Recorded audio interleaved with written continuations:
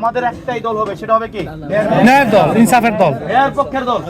আর আপনি বিএনপি করে যদি ন্যায় কাম করেন, ভালো কাজ করেন, আমি আপনারা সমর্থন দিব। ঠিক। আপনি জামাত করে ভালো কাজ করেন, আমি আপনারা সমর্থন দিব। ঠিক। ঠিক একইভাবে আমরা ভালো কাজ করলে আপনাদের সমর্থন আমরা চাই। ইনশাআল্লাহ। শোনেন, এই মাদকের সমস্যাটা যতটা না রাজনৈতিক, যতটা না অর্থনৈতিক, তার চেয়ে বেশি সামাজিক। আপনারা সামাজিকভাবে আপনারা এক টেবিলে বসেন, আপনারা এক টেবিলে বসেন, আপনারা কাজ করেন এবং নারীদেরকে একটা টিম করে দেন। আপনার নারীদের যারা আছে তাদের ওয়ার্ডে ওয়ার্ডে টিম করে দেন। তারা তাদের সন্তানরা কোথায় যায়, স্কুলে গেল কিনা, প্রাইভেটে গেল কিনা, তাদের সাথে মিশতেছে, এই জিনিসগুলো মহিলাদেরকে শিখাইতে হবে। আপনারা শুধুমাত্র মহিলাদেরকে রান্না করে পাঠিয়ে রাখবেন আর গেল গরম গরম রাইন্দা দিব, ব্যান্ডাই দুইটা কেন গরম ভাত দিল না, এটা নিয়ে বোমা মুভি করবেন, এটা এর জন্য বিয়ে করেন নাই। ঠিক। এবার আমার কাছে এটিও বিচার আসছে যে সেহরির সময় কেন রান্ধে নাই, এটার বিচার হয়েছে। এটি কি করছে, ইফতার করে রাইতে রাইন্দা ঘুমাই যায়, সেহরির সময়টা গরম করে দেয়। আর ব্যাটার কথা হচ্ছে না, তুই ব্যান্ডা দিতে রাখতে